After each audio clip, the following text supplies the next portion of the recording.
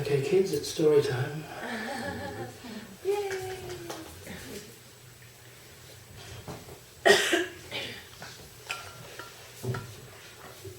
So, not quite sure where to begin.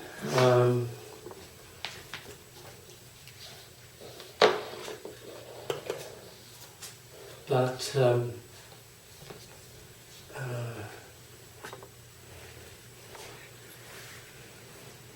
yeah, I guess this is probably going to be a little self-centric, so I apologise in advance. But this is a story as seen through my eyes.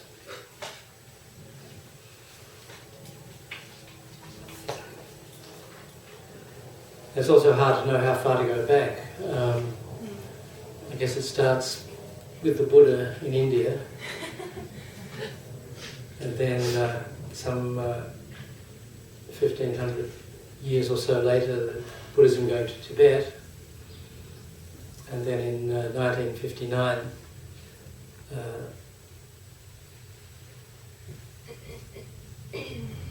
you know, the cloud with the silver lining, the Chinese occupation of Tibet, which actually started much earlier, but you know, the Tibetan uprising that resulted in the exile of His Holiness the Dalai Lama and 100,000 other Tibetans at that time, which is you know, unspeakable tragedy for the Tibetan people. It continues until today. But if it weren't for that, we probably wouldn't be sitting here now. So.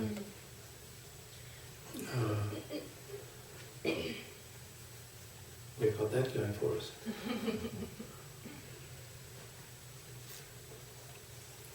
And two of the Lamas who left Tibet in 59 were Lama Yeshe and Lama Zopa Rinpoche, along with His Holiness the Dalai Lama.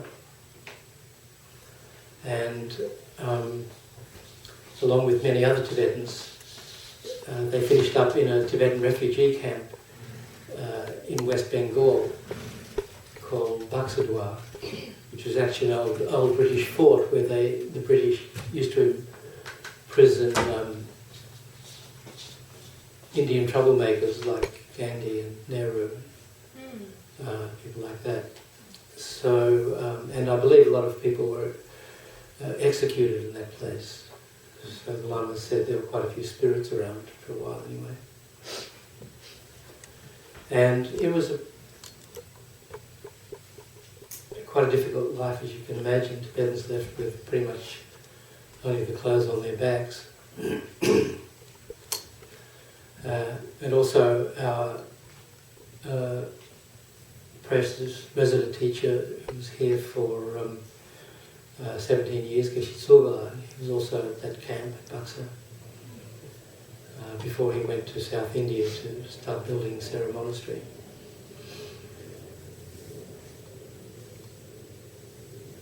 So Lama Yeshe and Lama Zopa Rinpoche, actually Lama Zopa Rinpoche met Lama Yeshe there. Lama Zopa Rinpoche, who is the spiritual head of the organisation, the FPMT, with which this centre is affiliated. He was actually born in northern Nepal. He's a Sherpa in a village called Tame, and he was recognised as the incarnation of a Lama who had passed away at a place called Laudo. So I don't know if, this is Nepal, that's east, that's west. Kathmandu is there, Mount Everest is there. Usually when people go to Mount Everest, they go to a village, a small village called Namche Bazaar, and you go sort of further northeast to go to Everest. So if you go west from Namche Bazaar, you walk 2 or 3 hours, you come to the bottom of a steep mountain. There's a river running down the bottom of the valley called the Dudkosi, and about 2,000 or 3,000 feet up, at 14,000 feet, there's Laudo, which used to just be a cave and a small house where the Laudo Lama spent the last 20 or 30 years of his life meditating. He was an Nyingma Lama, married Lama. His family helped look after him. So Laudo's up there, and then Tame is down the mountain and a little bit further west up the river. So Lama Zopa Rinpoche was born there. When he was little, he used to run away from home all the time trying to go up to Laudo. And it was only when he could speak, they said, "Where are you going?" He said, "I'm going to my cave," and then they checked and they discovered that he was the incarnation of the Laudo Lama. Anyway, he studied for a little bit at the monastery in Thailand. There's a small Nyingma monastery there, and because he was very naughty, then they sent him with his uncle over the mountains to a place called Rowoling, which was quite difficult to get to study with a teacher there. And when he was about 10, his uncle decided to take him on pilgrimage to Tibet. So they went to some places, mainly in southern Tibet, and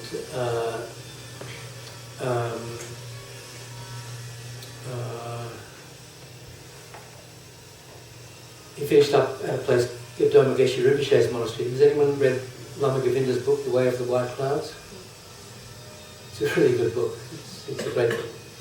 Anyway, Lama Govinda was a German Buddhist who lived in India and made some travels to Tibet. The Way of the White Clouds is the story of his pilgrimage to Tibet, which is a good book. And his teacher was Doma Geshe Rinpoche, who had this monastery in southern Tibet. And Lama Zopa Rinpoche and his uncle finished up there on their pilgrimage. And when it came time to go back to Tibet, Rinpoche said, "I'm not going, I want to stay here." So it kind of freaked his uncle out a bit. Kind of imagined getting home and Rinpoche's mother saying, "Where's the kid?" He said, "I left him in Tibet." So anyway, the dispute was taken to the abbot, who said, "Well, he's an incarnate Lama, he knows what he wants to do, so if he wants to stay here, he can stay here." So he stayed there. And the uncle went back empty-handed. So he was there in 59 when the uprising against the Chinese occupation happened. So he went to India also and finished up in Buxa, and that's where he met Lama Yeshe. Lama Yeshe had been at Sarah Monastery.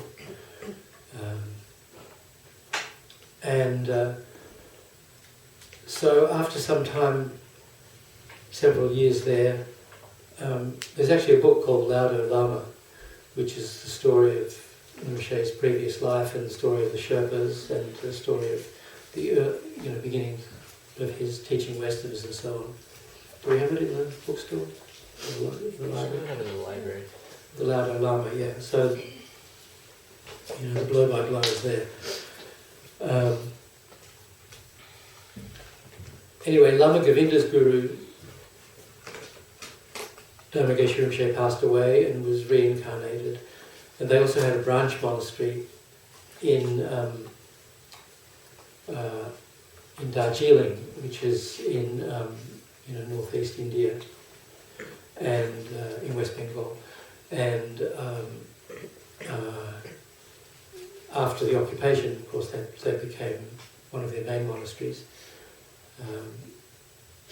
So one time Lama Yeshe and Lama Zopa left the refugee camp and they were staying at Dharma Geshe Rinpoche's monastery in Darjeeling. And there was this American woman called Zena Rashevsky, who, she was born in America, in Los Angeles, and I think in 1931, something like that. And she said or claimed to be descended from Russian nobility, but anyway.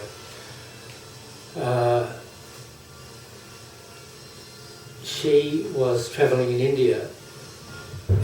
Some people, she was kind of interested in theosophy and Indian religion and stuff. Some people said that she thought she might be the reincarnation of Madame Blavatsky, who was one of the early theosophists. And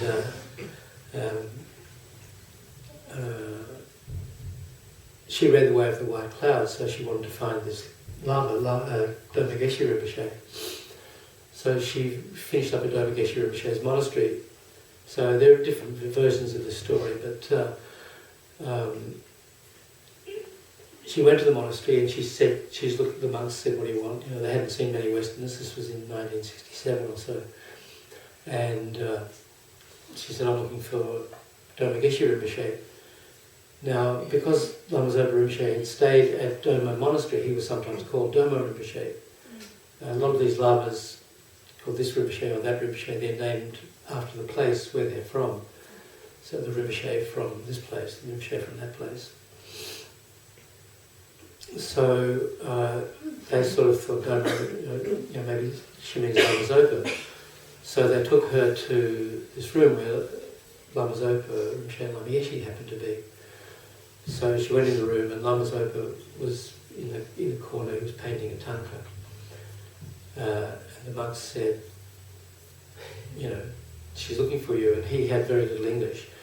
But he realised that he wasn't the person she was looking for. So he said, "I'm not who you want," or something. And then, so I think she was going to leave, and then this voice came from behind the door, like, "Tell her to sit down." So it was Lama Yeshe. So anyway, so she became their student. She asked them to give teachings. She said, "I want to reach enlightenment," or something like that. And they were kind of a bit surprised to hear a Westerner talking in that way. So they started giving her Lam-Rim teachings. And she was living in a house called Villa Altamont in Darjeeling. It was quite away from the monastery. She used to have to go up and down every day. She had a small daughter with her. And, she thought it'd be easier if the Lamas came to her. So she actually had them come and stay in a sort of garden shed while she and her friends lived in the house. And she had her pet llamas out there, so she could take teaching more at her convenience. Anyway, they went. They didn't go back to the refugee camp. And they were there for like 9 months or something, and then she wanted to become a nun. And they went with her to Dharamsala, and she got ordained with His Holiness the Dalai Lama. And then the Indians thought she might be a Russian spy, so they wouldn't renew her visa. So then she wanted to go to Sri Lanka. I'm not sure why. I mean, this place was where you could practice Dharma very freely. It was quite strong. I think Lama Govinda had been a Theravadan monk there for a while. I don't know. But anyway, Lama Yeshe said, "No, let's go to Nepal instead." So they didn't go to Sri Lanka. They went to Nepal, and they lived at Bodhanath in the Gelugpa monastery there, and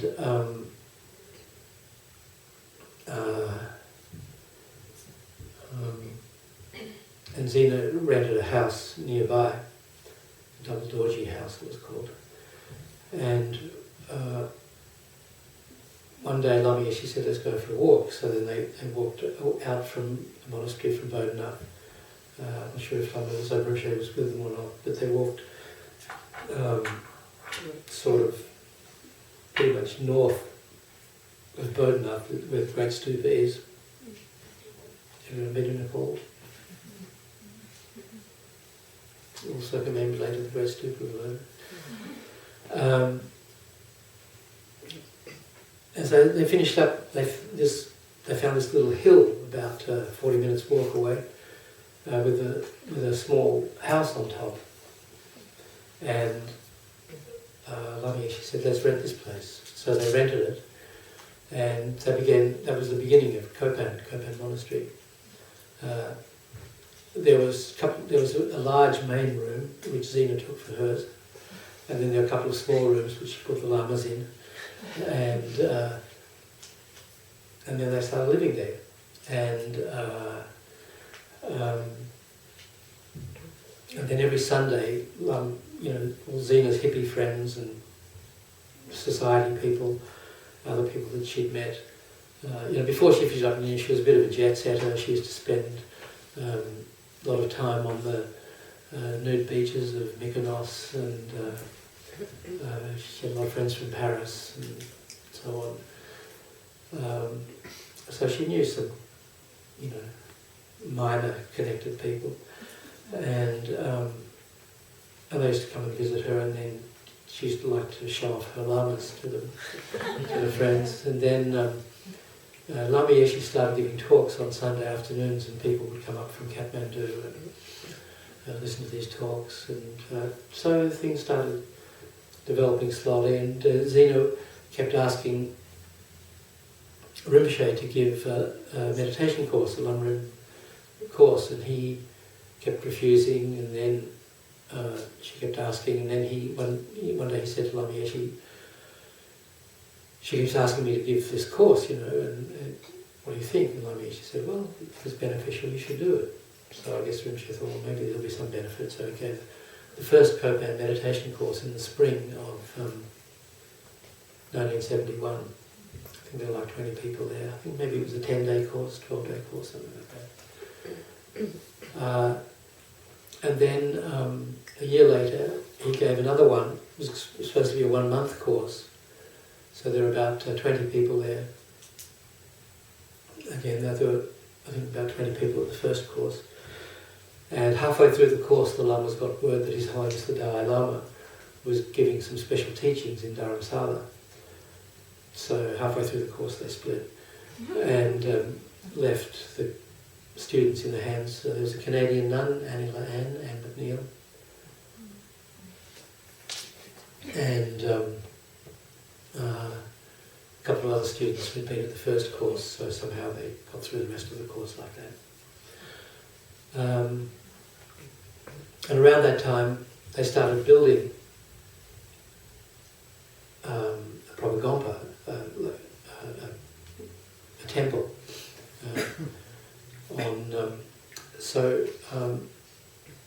Copan was this hill like this.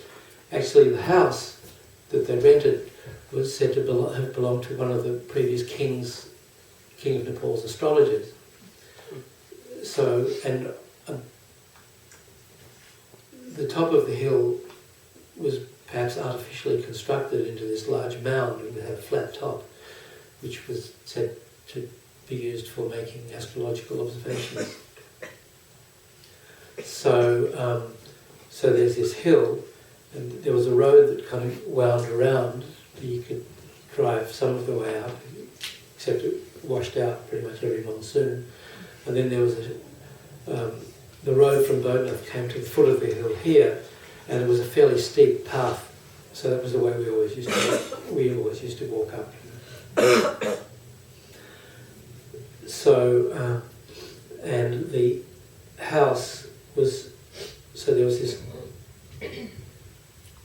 cone of the hill with a couple of pine trees growing on top, and then there was the house overlooking Kathmandu Valley, overlooking Kathmandu city, and then Bodnath, and the airport was over there behind the stupa. So they started building the kompa on the other side of the hill from where the old house was, and right in front of that was a huge Bodhi tree.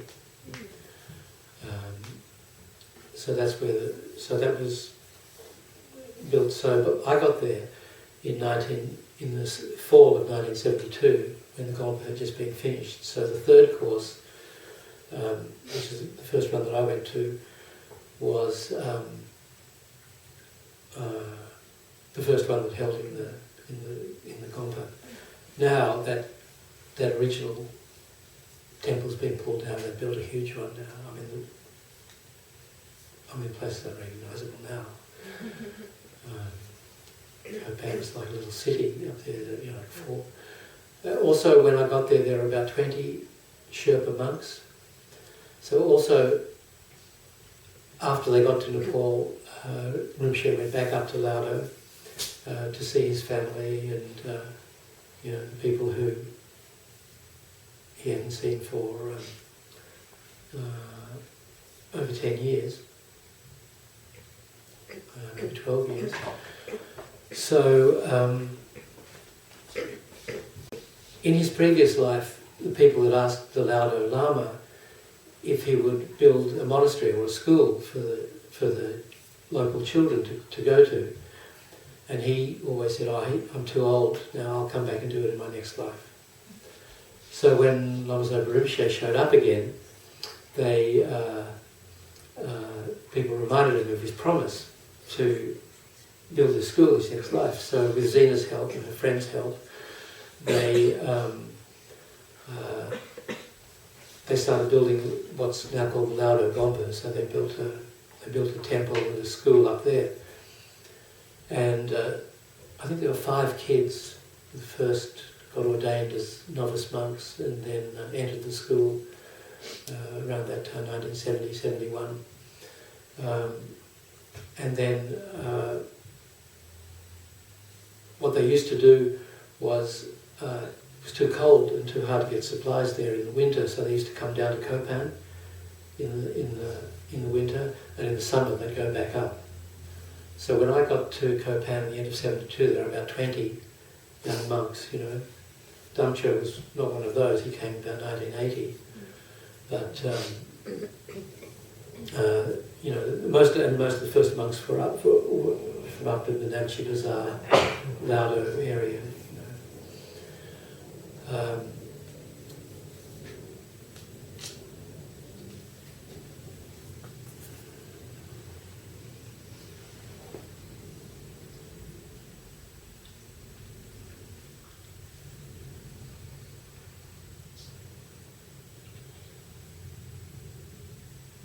So the third course, which was a 1-month course, this time the Lamas didn't leave, there were about 54 Westerners actually at that course.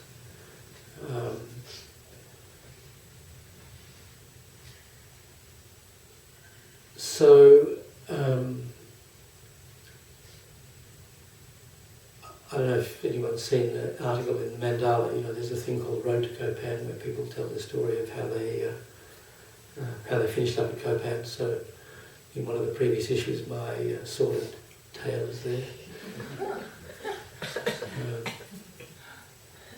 So I'll spare you those details again. But I came in there because I was travelling around Southeast Asia with my girlfriend and not that one, a previous incarnation. And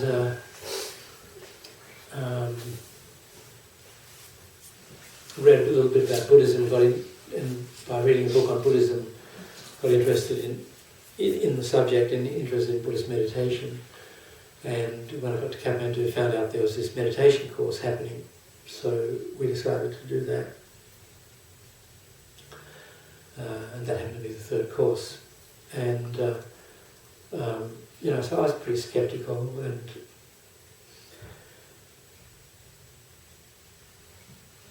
the pattern was, you got up 5:30 or 6 and did an hour and a half meditation before breakfast. So that was kind of, we'd come straight in off the road, smoking a lot of dope and listening to music and getting up when you felt like it and eating what you wanted and staying up late,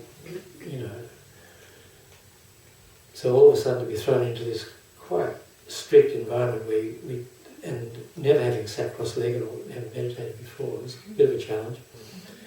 Hour and a half before breakfast, then breakfast was soy coffee or something in chipped enamel mugs, and this concoction made out of some kind of wheat thing they called suji.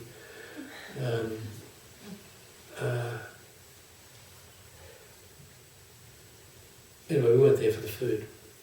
And then Lama Zopa would come and talk for 2 or 3 hours, and then there'd be lunch and rice and a couple of veg, and then there'd be a discussion group, and then Lama Zopa would come for another 2-hour discourse, and then there'd be a dinner break, and then another hour and a half meditation, and then went to bed. So that was pretty much the program, except in the second 2 weeks we got up earlier and took precepts, and we only ate once a day. So we took the 8 Mahayana precepts for 2 weeks. So it was pretty intense. And it was set up that way, to not just impart the information, but to try and to have us meditate on the teachings and try and get some experience of the teachings, not just intellectual knowledge of them,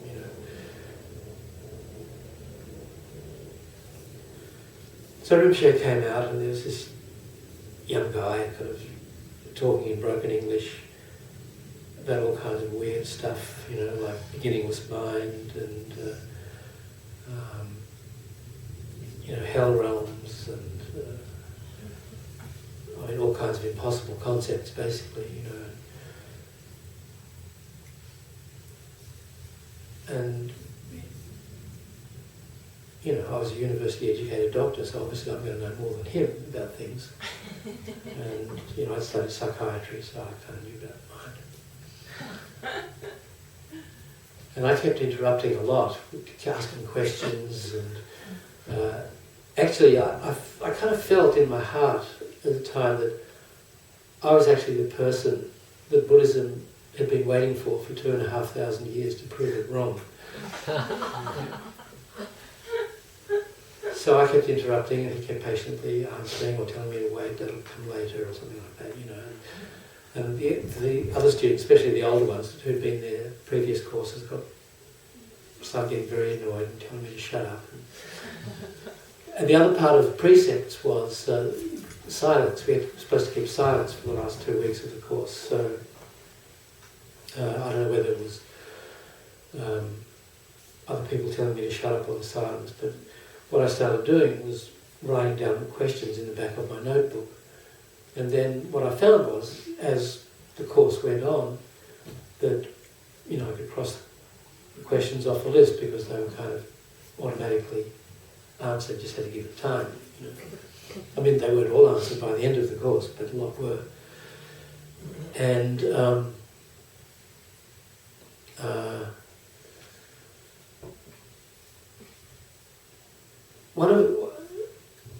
two of the things I think that really kind of got me, or opened my mind to the possibility that there was something actually real here, was at one point later in the course, Lama Zopa Rinpoche was talking about the 20 secondary delusions. The part of Buddhist psychology, and it's like it comes from the second noble truth, the cause of suffering, delusion and karma. So when we got there, we were given this. I should have got a copy. I should have bought it. It's like this textbook that was actually put together by the students who'd been at the second course. It was called The Wish-Fulfilling Golden Sun of the Mahayana Thought Training. And basically it was the students' notes from Rinpoche's teachings at the previous course. And so what he would do, he would read from this book and then use it like a root text, and then he would explain in more detail some of the things, So there was this section on the 20 secondary delusions, and we were, they were described, and then we had to meditate on and recognize them in our own mind. And I really felt, wow, this is amazing. I'm really being introduced to myself for the first time. I mean, this was a really accurate description of different mental factors that are present in everybody, especially me. So, and I mean, a lot of it was about the mind. I mean, the first topic was beginningless mind, how the mind is beginningless and how it's possible to attain enlightenment. And then there was this more detailed explanation about the mind. And I really felt that I learned more about the mind than I had from those short weeks in Copan from Lama Zopa than I had from, like a 6-year medical course and working as a resident on a psych ward, and I was in a psychoanalytic group for a year. I was thinking about becoming a psychiatrist until I saw how crazy those guys were, I thought I didn't want to finish up like a psychiatrist.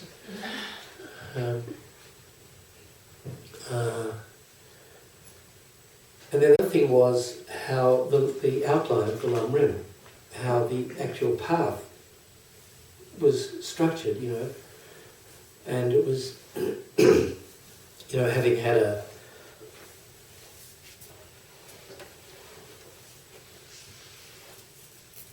the pseudo-scientific training that a medical course is, you learn to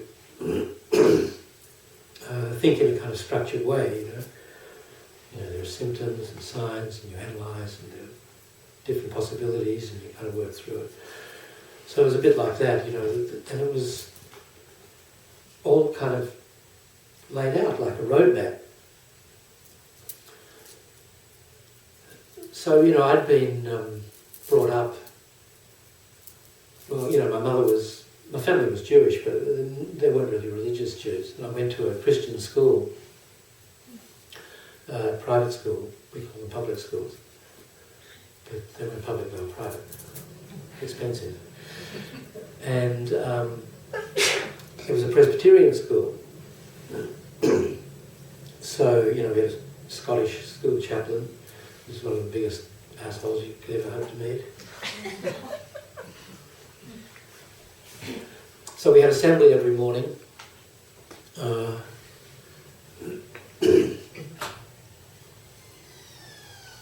There'd be a hymn, a Bible reading, a bit of a sermon or a bit of a talk from somebody, Lord's Prayer, I can still recite it by heart. And that was, 5 mornings a week. We had a 15-minute morning assembly. So a lot of Christian indoctrination right there. And didn't take.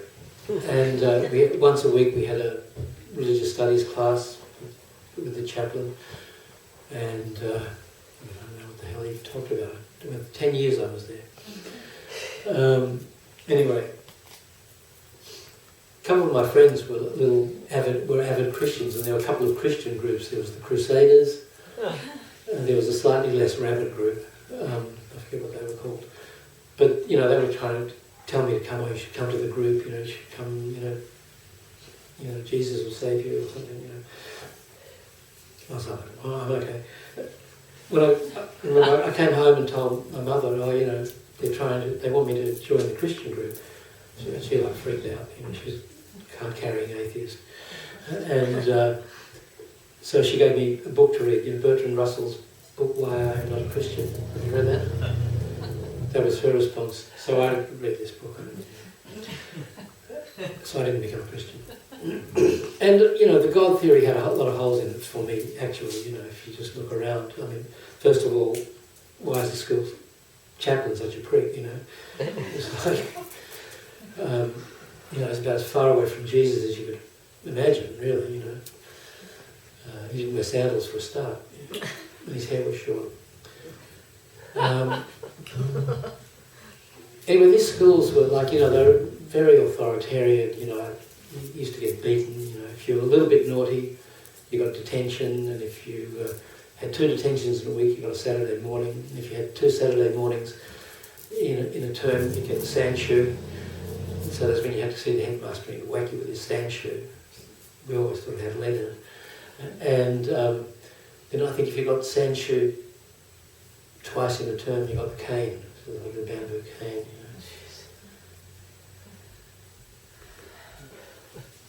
I don't think they do this anymore, do they?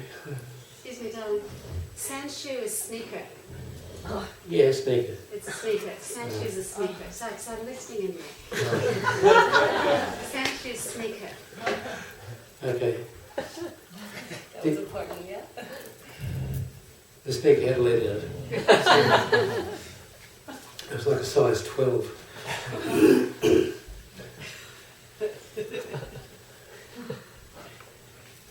Anyway, I think I emerged unscathed.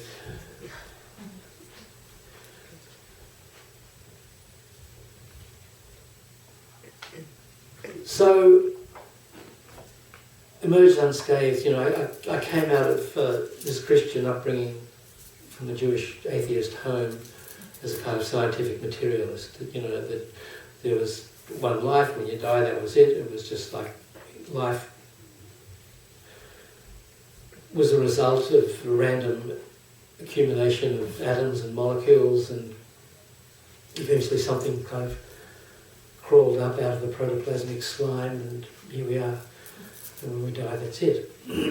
So you just have as much fun as you can while you have the chance, and that's what I was kind of in the middle of. And I ran into the buzzsaw of Buddhism, which completely ruined my life. I mean, we were on our way to spend the winter on the beach at Goa, and that never happened.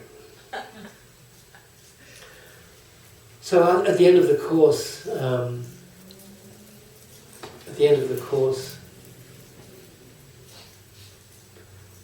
there's a group photo on top of the hill.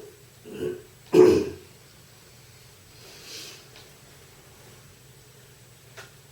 the end of the course, group photo on top of the hill.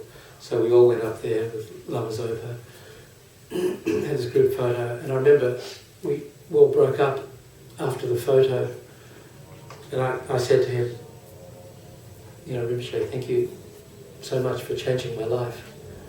And he just laughed, and he grabbed my hand to hold it as we walked down, and I was kind of all shy and pulled away. So obviously I've been affected. And then after that, I said to Annie Lahan, the Canadian nun who was assisting Lama Zopa with the course, sort of trying to keep the students under control and leading discussion groups and stuff, I said to her, I think I want to do Buddhism, but I don't have that many resources, how would I support myself? And she said to me, she looked at me and said I was a bit simple, and said, if you give yourself to the Dharma will always look after you. I was like, oh, okay. Sounds all right. Give it a shot. So after the course, nearly all the students dissipated. They went back to the West, they went back to India, they went to do Vipassana courses with Goenka, they went to Dharamsala, but Marie, my girlfriend, and I decided to stay.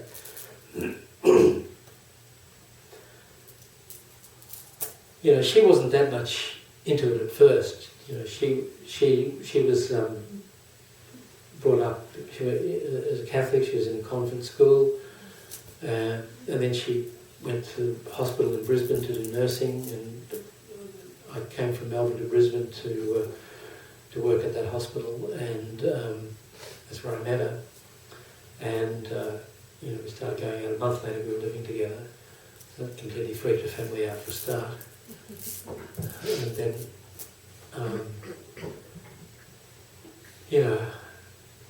I introduced her to my dissolute lifestyle and my degenerate friends from Melbourne, you know. Brisbane, you know how like in this country you have like Birmingham, Alabama? So Brisbane was a bit like that, you know. It was like the deep north. And, you know, we used to call Queenslanders, people living in Queensland, banana benders. That was about all they could do. Like, bananas grow straight and they're the people who put the bend in the banana. But actually, her father was a peanut farmer. Anyway, so she was getting over her Catholic lifestyle, and so she wasn't. About the time when I was getting Buddhist books and starting regaling her about the tenets of Buddhism, she was really not into getting into another religion at that point, you know. So when we went up to Copan, and we read, there was nobody around. There was a notice board saying there's a 1-month course starting next week, and there was another notice for a 10-day course, meditative Vipassana course somewhere else with Goenka. She was like, let's do the 10-day course. I was like, no, we have to stay here. So I convinced her. Anyway, by the end, we were both kind of into it, and we decided to stay. And most of the other people went, and we started helping. We did a 1-week Lama retreat, and then we started helping out around the monastery. And at the end of the course, I had an interview with Lama Zopa, and I took the book to him and I said, you know, the book is life-changing, but it's really badly put together. And he said, well, yeah, I mean, that was just put together by the students. It's not quite how I would have done it exactly, but, you know, the whole thing needs to be revised. I said, well, you know, I can maybe help. So he said, yeah, sure. So between that course and the 4th course,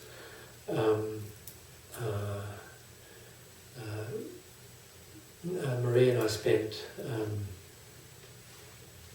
weeks every day with Lamas and Rinpoche. We go to his room, we went through the whole thing, rewriting the whole book from beginning to end, you know. And we'd take notes, and then she would type it up, and then I would edit it, and then we'd kind of put together the next edition. So I literally don't know where that exercise was going to lead to. But anyway, that was our first attempt at editing teachings. And at that time, also when we got there, Zena, the first Western student, so we got there in October '72. Somewhere in the middle of '72, she had gone up into the mountains to the monastery, Tukten Churling, the monastery of a Lama called Tushu Rinpoche, who just passed away a few months ago. So she was in retreat, so I never met Zena. And as well as Anila Ann, there was another nun there, a black American nun called Max Matthews, Mary Jane Matthews, Sister Max, or Mummy Max, everyone called her, Lama called her Mummy. You know, she was kind of the mummy of Copan. She was a teacher at the Lincoln School, the American school in Kathmandu, so she earned an American salary, and she pretty much spent the whole thing looking after the monastery, looking after the Lamas, and the 20 or so young monks. So she lived up there in Zena's old room, and Zena was in retreat. Those two never got on. Max and Zena really didn't get on, because, you know, who was the main person? So they both had pretty well-developed egos. Anyway, I never met Zena. And Zena died in retreat. She died in 1973, about after she'd been in retreat for about a year. She died in the monastery. I don't know, maybe cholera, or no one's quite exactly. I don't know if people are exactly sure what killed her, but you know, it would have been interesting if she'd come back down. I don't think there was room for both of them there somehow. And Max was the one who had the job, and she was supporting the whole school and everything. You know. So she had this old house that she was renting. It was pretty much empty, but it was an old Rana palace. The Ranas were an old Nepalese family that ran Nepal for decades, centuries, I'm not sure exactly. So there are a lot of old buildings. This one was out in the fields. It was this huge 3-story brick house surrounded by a big brick wall.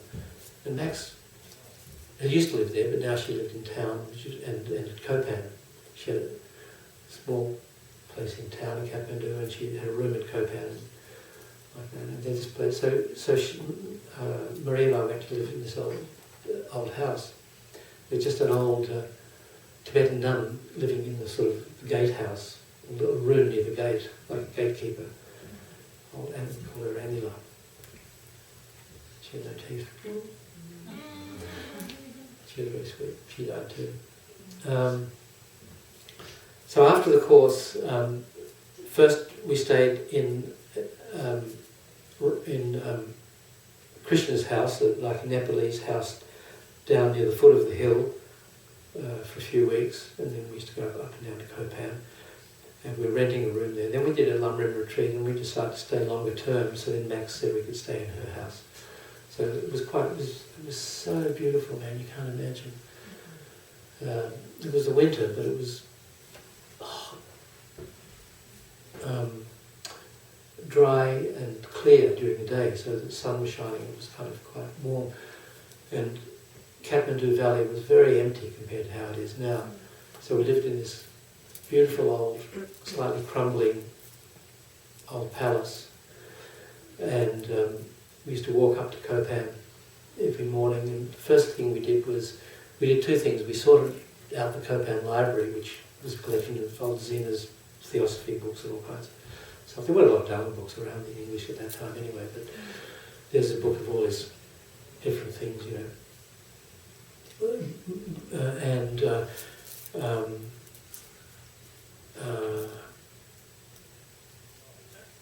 And we set up a clinic, medical clinic. You know, Marie was a nurse. I hadn't forgotten my medicine at that point, and I got friends to send medicines from Australia. So we started this clinic. We looked after the boys, the monks, the young monks, and then some of the local Nepali people. And then the idea was also to help students who came to, Western students who came to meditation courses. So we'd come up, we'd walk up every day and then go back down, and then there was a time we were working with Lama Zopa Rinpoche on the book, so we'd be doing that as well. And it was just a very kind of blissful life that got into a certain rhythm, and just as we were getting more and more immersed in the Dharma. You know. Also during my retreat, I did a one week Lamrim retreat, and I still, after a month, I wasn't really sure how to do analytical meditation. But I was so turned on by the whole thing that, you know, naturally you want to tell your family and your friends, you know. So sometimes I would do a Lamrim topic, be meditating on that, and then I'd visualise one of my friends or my mother or my brother or somebody, you know, and I'd be explaining this to them, and then they'd be arguing against it, you know. So I'd have this argument in my mind, you know, which I always won. And then I'd be all fired up, you know, so then you're not supposed to write letters in retreat, but then I'd write this person a letter, you know, about how amazing this stuff is, and, you know, you've got to come here and this and that, you know. And my poor mother, you know, it was like, you know, we'd been travelling, we left Australia in May, so we'd been travelling for a few months, and she got a couple of postcards from Bali, and, you know, one from Sumatra, and one from Bangkok, and one from Laos, and one from Burma, or wherever, different places we went. And then she didn't hear from us for a month, And then she gets like a 14-page letter, about impermanence and death, and the hell realms, and then a 20-page letter, She kept these letters. I looked at one not long ago, like when she died 3 years ago. I was going through her stuff, I was like, oh my God, it was so embarrassing. I really write this, But at the end I'll be like, but I can't really explain. If you want to find out what's going on, you've got to come here yourself, So she thought I'd gone troppo. You know gone troppo? Nobody knows gone troppo. That's Australian for gone tropical, affected by the sun. Gone, mad dogs and Englishmen. So either I'd been brainwashed by a cult, or I'd finally smoked too much dope, or just had a heat stroke and gone completely mad. So ostensibly she was coming to take a look at Buddhism, but actually I think her agenda was to rescue me. So she came to the fourth course, and so did about 20 or 25 of my other friends, either people I'd written to, or other people who'd read the letters, or there was. So at the fourth course, which was started in March in '73, there were like 120 people there. So it went from 20, 54, 120. And of those 120, about 20, 25 were my mother and various Australian friends. So I remember one time, so the friends came a little bit early. Of course, I don't think they were that interested in Buddhism. They were interested in Kathmandu, where hash was legal. And the Americans closed it down around that time, actually, bastards. But it was like, you want American aid? Close the hash shops. Okay. There was a street where they were, it was called Freak Street. And you go in there, go in one of the shops, you go in a shop and there's a glass counter on the right, and there's a Nepali guy standing behind the counter with his little Nepali hat on, and behind him on a shelf there's these jars. It's like a candy store. There are these jars with different kinds of ganja, marijuana in it, buds and leaves and stems, I don't know what, And there's all these different black hash and yellow hash and this one and that one, And then behind you, there's a bench with like a stone guy sucking on chillums, because you're allowed to sample it before you buy it. So it was, pretty much perfect. And so everybody knew. Also this house where, Max's house, the Rana Palace where we were staying, all Max's friends, when they buy their grass and then they clean it. You kids don't know about this stuff, but you clean all the seeds, get all the seeds out of it. So they just throw them out the window. So all around the house, there's these huge plants growing, in season. And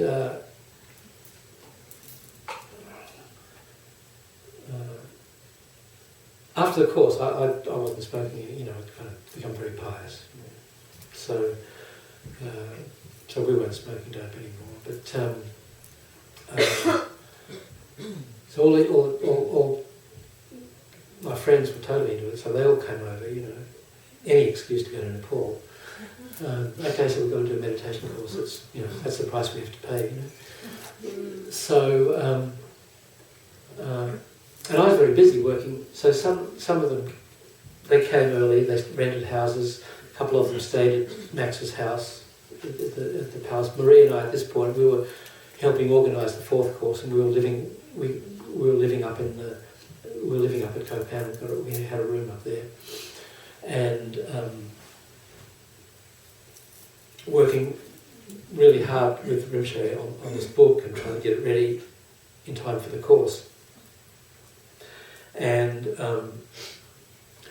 the way we used to print things then is, I don't know if anybody remembers the old Gestetner duplicating machines.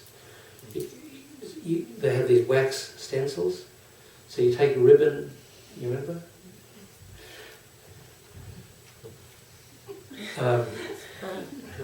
You take a ribbon out of a typewriter, and then you put in the stencil, and then you type, and the keys cut the wax, and then you run it through this, ink up this machine. It's a very messy process. You ink up this roller, and then you put it through the machine. How many papers? You can either do it by hand, the cheap ones, or they have electric ones. So you put in the paper. It's kind of slightly absorbent paper, and done like that. So that's how type works. If you make a mistake, you have to get nail polish, and you have to paint over the mistake, and then wait for the nail polish to dry, and then you hit that key again, the letter again, and it never comes out clean. It's always smudgy, But that's how it was. So if you want to make a phone call, you have to go down to the post office in Kathmandu, book your call, and it probably could take you 6 to 8 hours. You had to wait. And it cost quite a lot of money, and you got like 3 minutes, and you had to go into this little booth and shout really loudly for people at the other end to hear. So there was no electricity in Copan at that point either.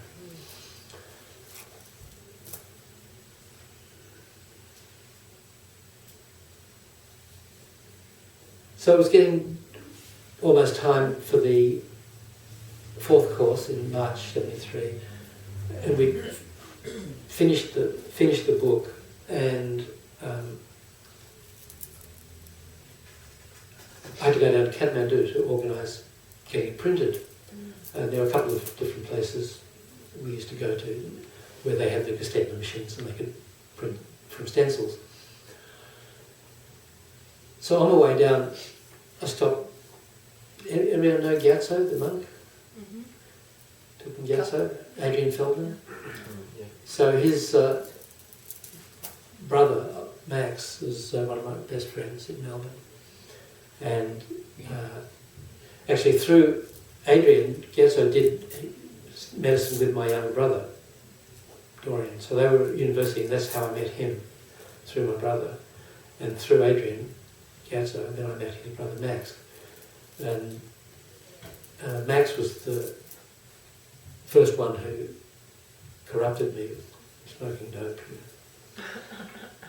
That's another story. But anyway, he was there with his girlfriend Maggie, and they were in this Krishna's house, the house where Maria and I first spent after the course. And so I dropped in to see them. How you doing? Enjoying your time in Nepal? I sat around. We had a chat. Had a coffee. Then I went to see Tom and Kathy. They're a couple that I knew them from Melbourne, but they'd moved up in the late 60s, early 70s. A lot of people moved from Melbourne and Sydney up to Queensland where it was warm, and they kind of dropped out and they did the back to the land thing, and they had their little farms and all that, So Tom and Kathy lived about an hour and a half north of Brisbane, a place called Malula. And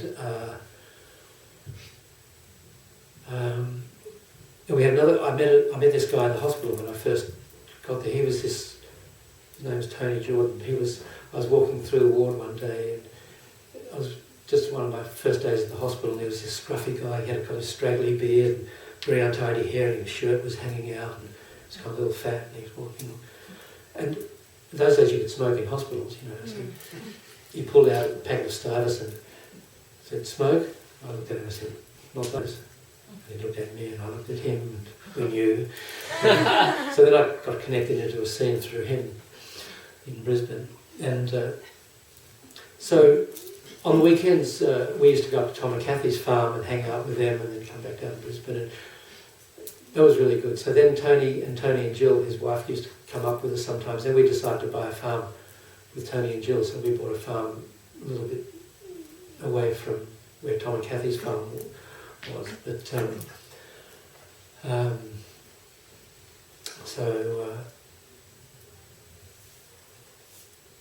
it was like that. So Tom and Kathy were staying in Sister Max's house, the old Rana Palace. So after I had coffee with Max and Maggie, then I walked over to the palace to visit them. And Tom was like living in this room, and he was so happy. There were these fish nets people had put up off the ceiling, and I was never quite sure why, but Tom knew why. And when we went to see him, he pulled up all these plants, and they're all drying in these fish nets, you know. And he was smoking a big joint, you know. He said, "Okay, you want to smoke?" I said, "No, I don't do that anymore," you know. And so anyway, we sat around talking, had a few laughs, and then I said, "Look, I've got to go to Kathmandu," you know.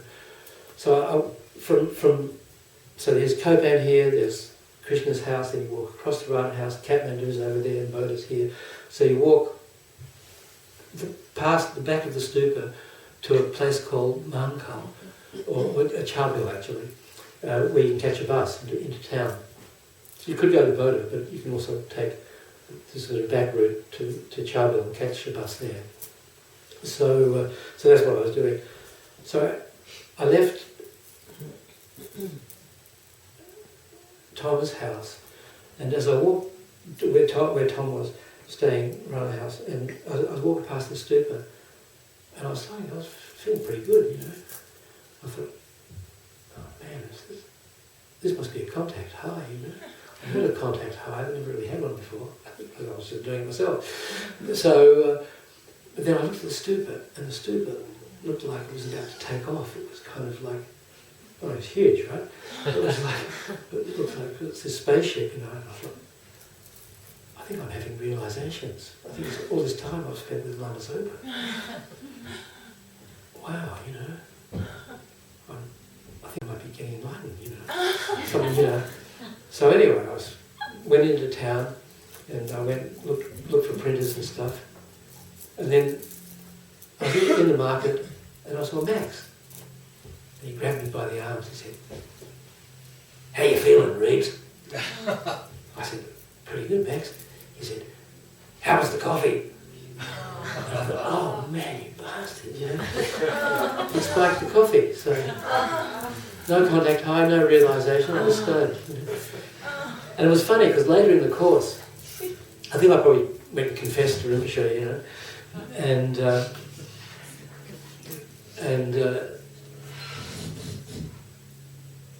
in the course, later in the course when he was explaining the precepts, he said how bad it is, if someone's taken precepts, how bad it is to make that person break the precept. So Max really took it personally, he felt really bad. You know. He still feels bad to this day. Haven't let him forget it. So, anyway, so then there was the fourth course, and then a bunch of us in that summer in '73 we went up to Laudo, to Rinpoche's, to the Laudo Gompa, to the monastery. So some of the young monks flew up, the bigger ones, slightly older ones, they walked up. It was about 2 weeks' walk from Kathmandu, and I went up. Some of the Westerners went up early with the younger monks, and I went up a week or so later with Lama Yeshe and Lama Zopa Rinpoche, and a lot of supplies. So that was really amazing, you know. And then we took a lot of medicines up, and we set up a clinic in Lauda Gompa, and then they were Gareth Sparrow was there, and Jumpa Cherky, Chamyang Bombo, the woman who wrote the Lauda Lama, she was up there that summer, and Gareth Sparrow, who's translated a number of books, the Vast as the Ocean, the Kurukulla book, and the Fulfillment of All Hopes, and so on. Anyway, he's translated a lot of stuff. Another American couple, Dick Robinson and Meredith Hassan, they were there. Dick was kind of handyman, he was helping out with a lot of projects, and Marie, my girlfriend, and who was then known as Yeshe, she runs a Buddhist hospice in Brisbane, Karuna Hospice now. And they taught English to the young monks. And I was running the clinic, and then just before I went up, I went to visit some of my Australian friends in their hotel in Kathmandu, and they were all bright yellow. They all had hepatitis, you know. And they were sitting around there smoking a joint, you know. And I said, well, look, I've got to go to Lauda. Glad you guys could come, you know, I'll see you somewhere sometime. They said, come and have a smoke before you go. I said, no, I can't. They said, come on. I said, oh, I can't, have a couple of hits. When you're yellow, you're supposed to not be infective anymore, you know. The virus is, this is the after effect of the virus. The virus is supposed to be gone. Mm-hmm. So, with my vast medical knowledge, I thought it was safe, so I had a couple of hits. Also, just before I left, this English guy, Harry Luke, gave me a small piece of hash and said, one moonlight night, sit in the moonlight on the full moon, smoke this and think of me. I'm like, okay, Harry, put it in my pocket. So on the way up, I was walking with Lama Yeshe and Lama Zopa Rinpoche, and then I heard this noise. The path is quite winding, and we heard this noise coming the other way, loud voices and stuff. And as we came around the corner, there was all these drunk Sherpas, and they saw Rinpoche. The big deal up there is the Lauda Lama, They saw Rinpoche and they kind of looked completely shocked and so embarrassed. They were drunk and they fell to their feet and they're prostrating like that. And he blessed them. And we walked on. And I said to Rinpoche, they're supposed to be, I thought these people were Buddhists. How can they get so intoxicated? Naive. And he said, oh, it's just craving, I said, oh, it's just craving, Then we walked on, and then I kind of felt this piece of hash in my pocket. I thought, oh, it's just craving. So, in a fit of madness, I pulled the thing out and threw it away, So, I never did think of Harry on the moonlit night, but not you.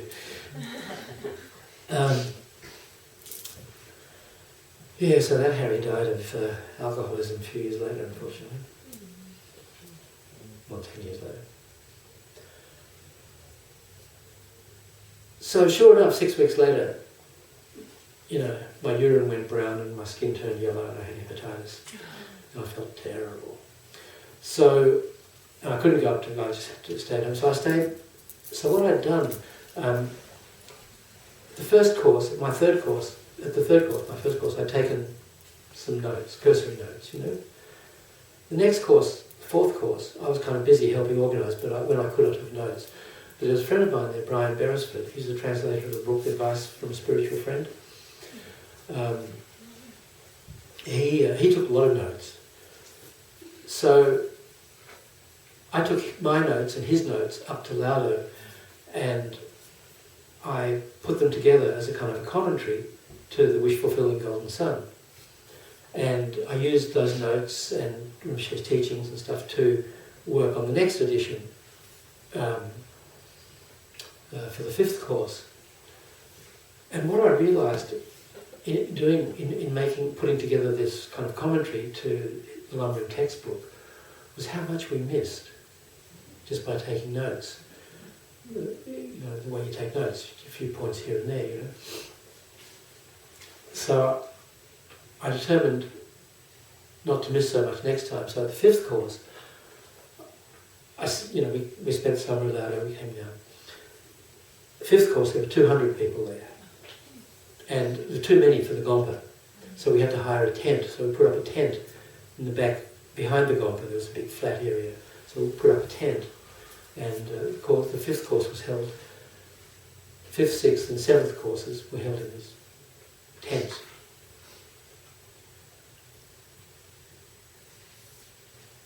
So I sat right down in front of Ribush, and I wrote down every word, pretty much. And, he spoke a little slowly, and he repeated himself. He had a particular style of teaching then, where he almost looked like he'd go into a trance. It looked like he was channeling Lama Yeshe or something, he said sometimes it wasn't him, it was Lama teaching through him. He'd go, oh yeah, mm-hmm. And then he'd say something. It was pretty amazing, actually. Anyway. And I made up shorthand as I went, and it was like this, as a medical student you learn to write pretty fast anyway. So I filled up several notebooks of this scroll. And after the course, some of it was like, what is this, But Marie Ishikawa, she could read it all. It was unbelievable. And I made the abbreviation, so she typed it all up. And then I edited the verbatim, as much as it was verbatim transcript, and then so for the notes from the third and fourth course, and then the notes from the fifth course, we published at Copan as 2 volumes. There's meditation course notes, volume 1 and volume 2. And we printed them. And also, at the beginning of 73, I asked Lama Yeshe if we could buy our own duplicating machine, our own statement, because it was too expensive and hassle to go down to Kathmandu. And he said yes. It was like 15,000 rupees or some large amount for us at that time, And I was really surprised because he hated spending money. He always tried to. He was always very careful with money around the monastery. Made sure there was enough food for the young monks and everything, But that machine served us so well, and the boys used it. They used to write their texts. They used to write Tibetan stencils, and they printed out, and they printed their own texts, and got many years of use out of that thing. Anyway, at that stage, at the fifth course, there's a woman who worked at the British Embassy, Sally, and a New Zealand woman. She ran London Medicine Buddha for many years, Sally Barrow, if anybody met her. Then she ran Jamyang in London for a while. She did shorthand. So at the 6th and 7th courses, she took them down in shorthand. But by the 6th course, we'd also gotten electricity. No, we didn't have electricity at that time, but somebody bought a tape recorder, and we had a little Panasonic, one of those little Panasonic tape recorders, but the Indian batteries were very unreliable, so, and we always tried to squeeze the last out of them and put them in the sun and use them again, because there wasn't a lot of money around. So we had some tapes, and Sally did the shorthand as a backup, so we recorded the next. Then we started recording all the Copan courses. You see, most of them are online now at lamyeshe.com. The transcripts. There are 400 pages of legal-sized paper, I mean, we should talk for hours and hours and hours, and but it was such incredible long-term education that we got. I mean, he would teach, and then you sit and you think about it, and you memorise. The 8 freedoms, the 10 richnesses, and the 3 this and the 5 that, and you had to memorise all the lists and the outlines, and then meditate on them. And for me, working on editing also kind of reinforced a lot of stuff. So it's amazing I still don't know anything, Anyway, it's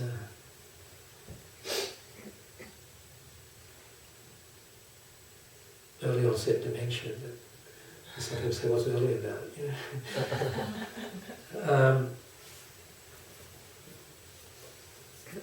So people were coming, these hundreds of people, and going back to the West, and they were also, a lot of them, getting turned on.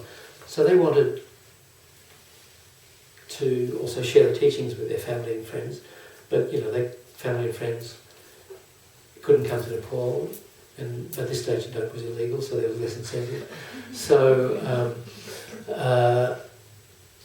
illegal, I mean you could get it anywhere, like growing outside your window, and. So they started inviting the Lamas to the West. So in 1974, there was this Dr. C.T. Shen, who was a big Chinese Buddhist. He ran a shipping company out of New York, and he built a big monastery, Chinese monastery, upstate New York. Somehow Sister Max knew him or something, and he agreed to sponsor the Lamas' trip to the States. So they came, they went to New York and a bunch of different places, and then they went back to India, and then from there they went to Australia. And this was 1974. In the summer of 74, then they went to Australia. And Tom and Kathy, our friends from north of Brisbane, the fishnet people, they rented a big piece of land in a valley near their house called Diamond Valley. And or Vajra Valley, if you like, and they had the first 1 month Copan course outside of Copan. They put up a big tent, they built a little house for the Lamas, and over 200 people came,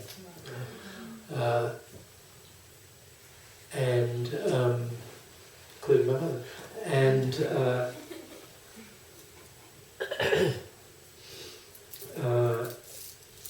During the course, towards the end of the course, the student said, Lama, can we make a centre, a Dharma centre in Australia, around here somewhere? And he said, sure. So he said, well,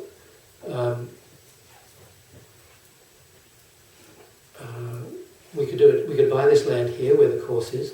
Then it's kind of down in a valley. The Lamas don't like valleys. They like places up high where you can get a bit of a view, He said, there's this other land. So before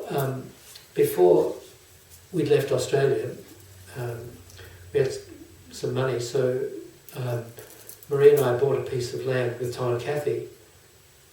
And when we left Australia, our plan was to travel around the world for 4 years and then come back and settle down at the land we had with Tony and Jill, Malani, which was a much more beautiful piece of land.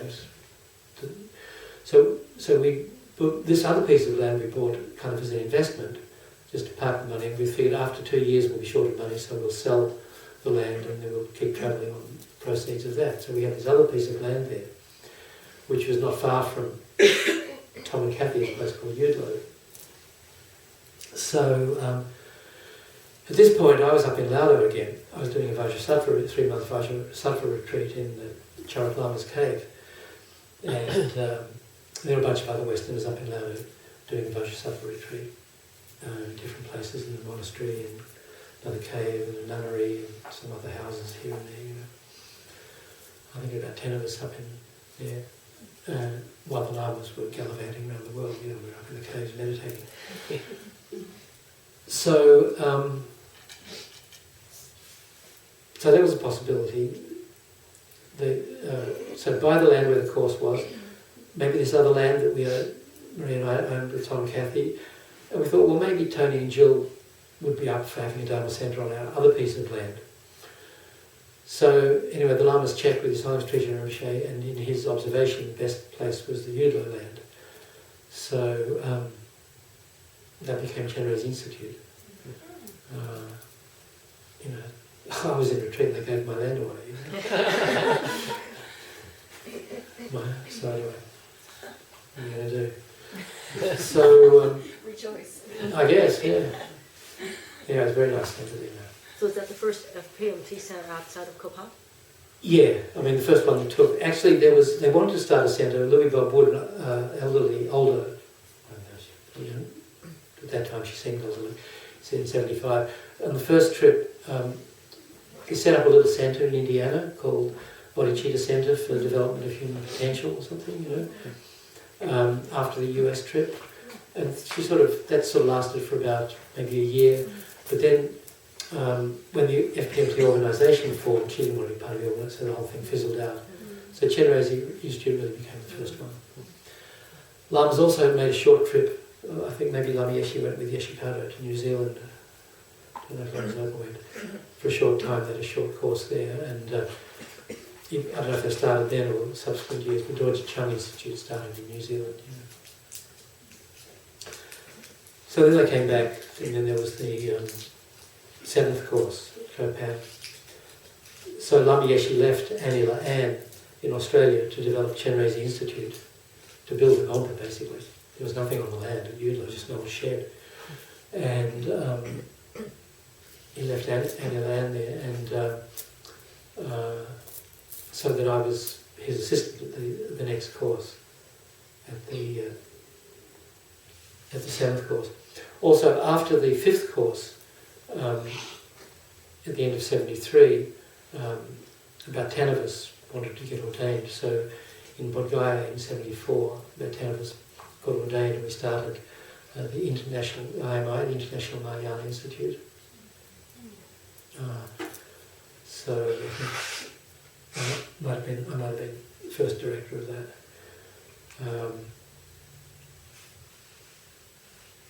So at the sixth course, which was in the spring of '74, and that was the last time there was a spring course. After the Lama started travelling every year, instead of being 2 courses a year, there became only one in the fall, which obviously continues till now.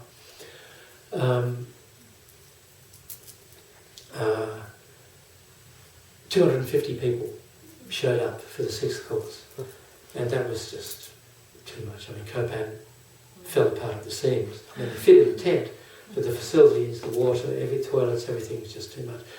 And Rinpoche taught for like 10 days, or many days on the 8 wealthy dharmas, and really hammered attachment, and all the tourists left. So I think about 70 people left the course before the first 2 weeks were up,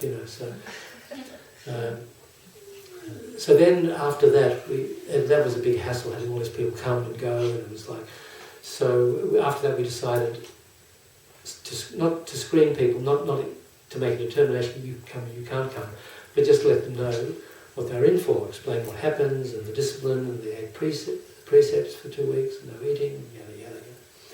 So we started interviewing people from the 7th course on. But also, there's like these 10 newly minted monks and nuns, all very pious and officious, and we used to round people up when they were goofing off from the sense and send them back, and got known as the Dharma police. You should be meditating, go back. So in '75, the Lamas were invited to even more countries, and at the beginning of '75, Lama Yeshe asked me if I'd like to go with them on the world tour. So I said sure. So I became kind of the roadie on the '75 tour. So that time we went to started off in Bangkok, did a weekend course in Bangkok. It was organised by Dick and Meredith, this couple that had been in Lado in '73, the first summer. Then we went to Australia. We did a course in Sydney, and I went to Melbourne with Lama Yeshe, and some of those teachings from Melbourne are in Ego, Attachment, Liberation, Peaceful Stillness, and some of the free books. I organised in that year a lot of public lectures for Lama Yeshe. I mean, too many as it turned out, in his opinion. But quite a few of our free books, the archive books from that '75 trip. So we did a 1-month course at Chenrezig Institute in the new Gompa that Anila Ann had built. And then went to New Zealand, did a 3-week course at New Wellington. Then I went to Hawaii with Rinpoche, he did a weekend course, and Lama Yeshe went with Sister Max to Los Angeles, and then we did a 3-week course at a place called Lake Arrowhead in California. And then we did a 2-week course in Indiana, and then there was supposed to be a course in New York, upstate New York, but that got cancelled because small enrollment, or I'm not sure why. So then the Lamas spent a few weeks with Yeshe Zopa in Madison. Then we went to London and did a weekend seminar there. That's in the book Freedom Through Understanding. And there's a video of that course, DVD of that course. And then we went to Switzerland. There was a 3-week course in Switzerland. And then 2 or 3-week course. And then there was a 2-week course in Italy, a place called Upilio, in a Catholic monastery. And then we went back to India and Nepal for the 8th course. So Manjushri Institute started that time, and Istituto Lama Tsongkhapa in Italy kind of started around that time. So there were a few centres happening around the world, and I remember at the end of 75, I was standing on the steps of the Copan Gompa with Lama Yeshe, and he kind of looked into the distance, and he said to me, I think we need an organisation to keep all this together. And I kind of looked to see what he was looking at, sky. And I said, yeah, okay. So then he said, so you should meet, and there were like 8 or 9 of us there at the time. So then we started meeting. Peter Kedge and Marcel, Bertels, Mr. Max, Yeshe Kadro, John Landau, Wendy Finster, Peter Shane. 8 or 9 of us. We used to meet and try to think, how could we make an organisation? So we came up with these plans, and a lot of the discussion kind of really went nowhere, but it was just how to create an organisation to develop the Lama's vision, and coordinate all these different centres that were starting. So then Lama Yeshe said, I want the organisation to be called the Council for the Preservation of the Mahayana Tradition. CPMT, Council for the Preservation of the... Oh, God, that's really catchy, What do we call it? The Yeshe Foundation. So he was having none of that. So he said, look, what's a council? So it's a group of people meeting. Yeah. And anyway, so each word, Council for Preservation of the Mahayana Tradition. Each preservation, Mahayana Tradition, that's what we were. He said it was kind of our job description in the name. Later on, we decided the council wasn't really the right word. It was okay for the people who were meeting to discuss the organisation, so we still call CPMT, the meeting of all the centre directors and other people, is still called the Council, CPMT. But then we changed the organisation to the FPMT, the Foundation, which is obviously a better name for an organisation, group of centres or whatever it is, So, the other thing that happened around that time was this guy Jesse Sartain came. He'd been studying with Geshe Dagi at the Tibetan Library in Dharamsala. He came to see Lama and said, I've got a small publishing company in Hawaii. How about I publish the teachings that you and Lama Zopa Rinpoche gave last year in America? This is in 75, right? They'd done their first trip to the States in 74. So then Lama called me over and said, figure something out with this guy. Don't give anything away. We keep the copyright, but let's make a book. So we worked together, and he said, and this is going to be our publishing company. It's going to be called Publications for Wisdom Culture. So the first centres, Chenrezig Institute for Wisdom Culture, Manjushri Institute for Wisdom Culture, Vajrapani Institute for Wisdom Culture, because Lama's thing was, we're changing the world from samsaric culture into wisdom culture. So the culture of wisdom is what we're trying to imbue the world with. So, Publications for Wisdom Culture was the name of the publishing company that Lama wanted to set up, which obviously became Wisdom Publications. So then we did the first book, and it was kind of magazine format, had a big photo that Lamas had taken in New Zealand in '75. For the New Zealand Herald, the newspaper, had taken a photo of the run in the paper. It was called Wisdom Energy. So that was our first proper book, It was published in Hawaii. And then the second book was what I mentioned, Brian Beresford's translation, Advice from a Spiritual Friend. We printed that in Delhi. And then Lama said, Nepal is, and in beginning of '77, he called me into his room and said, I think we need a centre in Delhi. And I said, oh yeah, that sounds like a good idea. And then he said, and I want you to go and start it. I was like, all of a sudden it didn't sound like such a good idea. Because the way the centre started was, the Lamas would travel, the students would get together, and here and there they'd say, can we start a centre?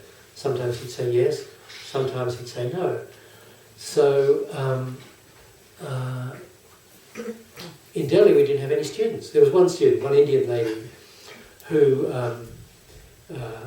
we'd rented some property from in Dharamsala as a place for the Western monks and nuns in the summer to go in. In '76, the Nepalese government totally tightened their visa rules, so we couldn't stay for extended periods at Copan. So we rented this property and fixed up this property in Dharamsala for the Western monks and nuns to have somewhere to go to. So she was the only person we knew in Delhi. But anyway, Lama said, look, Indian people were incredibly kind to the Tibetans. They gave us the Buddha, they gave us the Dharma. Dharma has almost died out in India the last 1,000 years, and we preserved and developed it in Tibet. The Indian people gave us refuge when we had to leave Tibet in '59. So it's time, to help repay their kindness, we've got to start reintroducing the Dharma back to Indian people. So go and do it. So I went to Delhi to try and start this centre. Anyway, it took 2 years, but finally it got going. And but mostly the Lamas would travel every summer to the west, and centres started developing, and the organisation started developing. First Lama Yeshe said make wisdom publications in Delhi, but then we had a first CPMT meeting, first official meeting in Manjushri Institute, which was in Cumbria in northern England. So at that time Lama Yeshe said, I think wisdom publications should be in England. So at that time, while I was in Delhi, Lama sent Rabina to work with me to develop wisdom publications in Delhi, and she was running around looking for printers and typesetters and stuff, Then she did stay in India in the summer, and I went to the west. I think I was doing some courses or something, and then came to England for this meeting. And then, Lama got this American guy, Chris Kolb, former ex-monk, to be the director of wisdom, and he got John Landau to come as the editor from America, and Rabina to come to coordinate the design and publishing and stuff, So then wisdom started in northern England. There was a Yeshe there, and then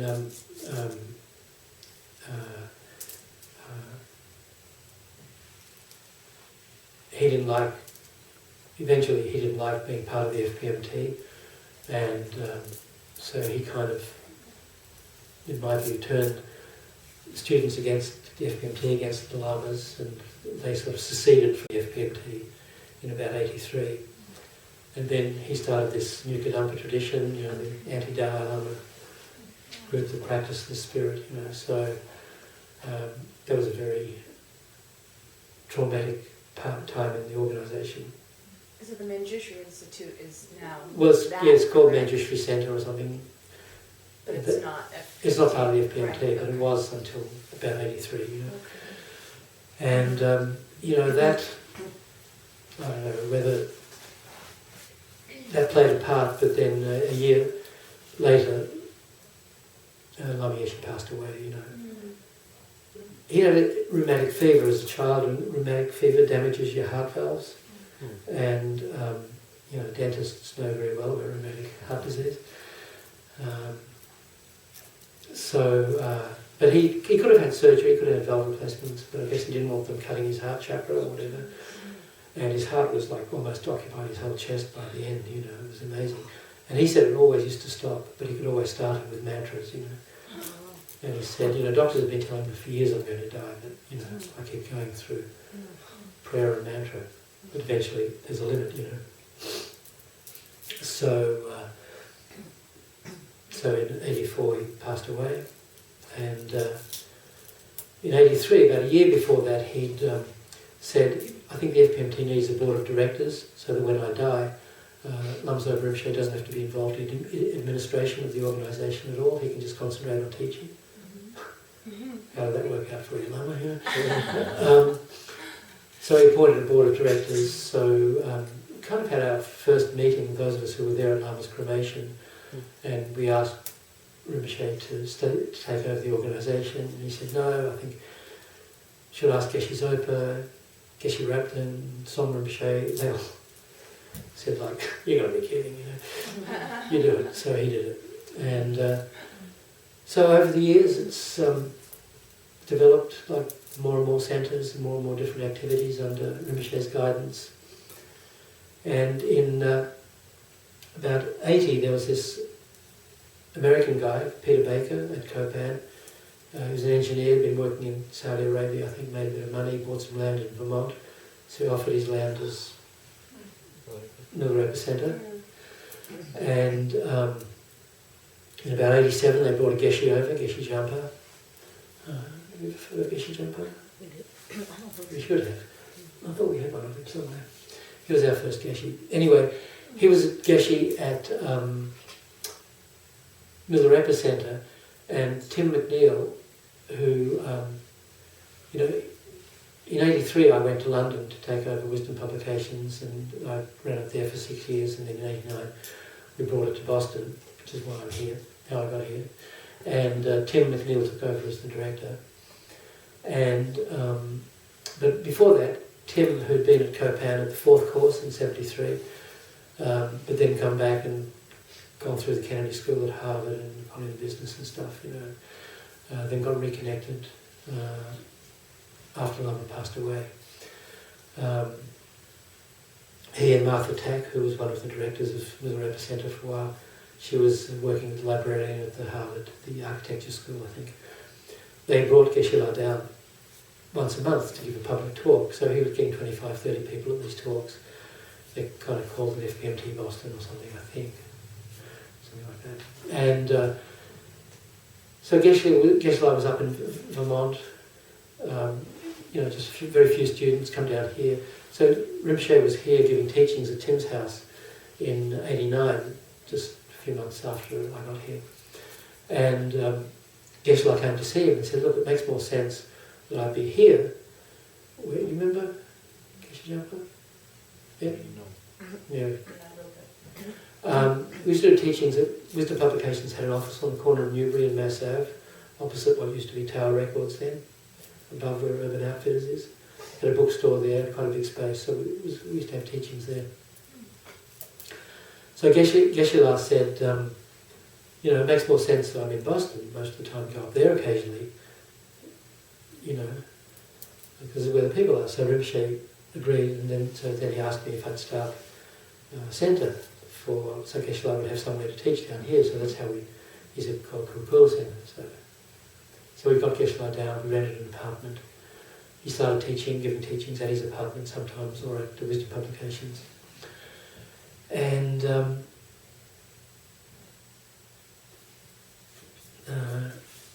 I think 6 months after he got here, he was diagnosed with stomach cancer. So he was in surgery the next day, and he was kind of recovering for 6 months.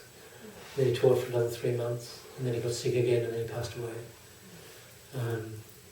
So then, the wind completely went out of our sails. Like his had some devoted students, they all dissipated, and but then we had some visiting teachers we used to invite to give teachings. Lama Rinpoche came, and Geshe Gyaltsen, and Western teachers, Chogyam Chodron, and Neil, and Gyatso, and we had different people come and give teachings, and I used to do meditations for a while on Monday nights, 1 or 2 people. But we persevered, and then in '93, together with Milarepa Center and Kadampa Center, we decided we could, between the 3 of us, we could afford a Geshe. So then we invited asked Rinpoche, and he sent Geshe Tsulga. So then he'd spend 3 months here, 3 months there, 3 months there. For 3 years, that was the deal. And then after the 3 years was up, he decided he wanted to stay, and of the 3 places he wanted to stay in Boston. So then we rented a pub, and he stayed here, and then about 10 years ago, so I got it together to buy this house. And then, as you know, developed here, and now unfortunately last year Geshe left us. But I think Geshe Tinley's doing a great job, and Deborah's doing a great job. And next year might be an exciting year, who knows? But we've accomplished a lot. His Holiness came here in 2003, and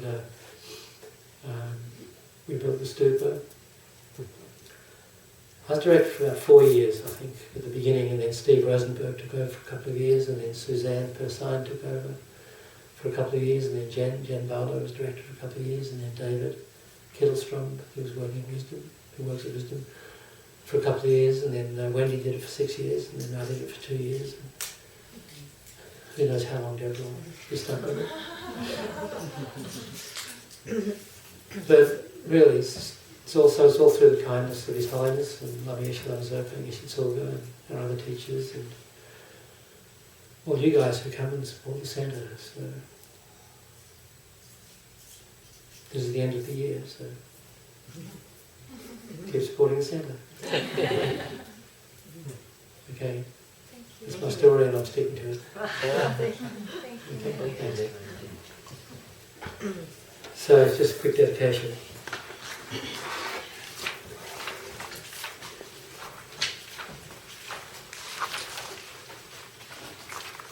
Start on page 39. I don't know where you want to. Now also through this virtue.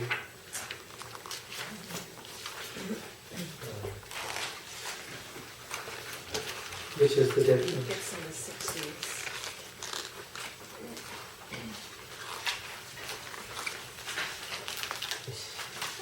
57? 57, no bottom.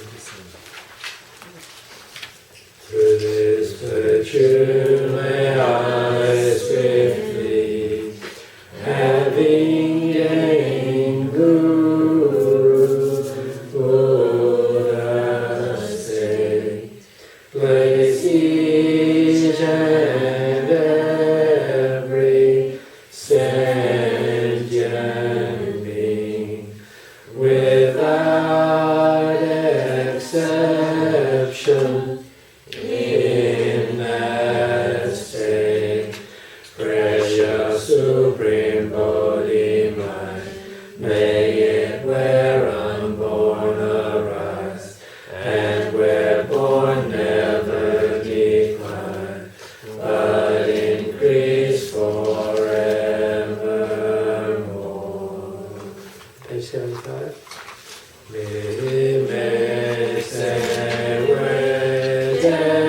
Chen Chen Rezi Jime Yempe Wambo Jampeyam Ganyen Kepe Surgen Song Kapa Lo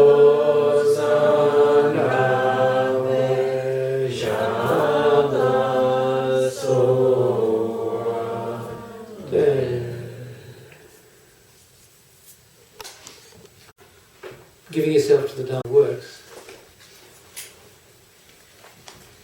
So think about it. Do it. But no, but to get themselves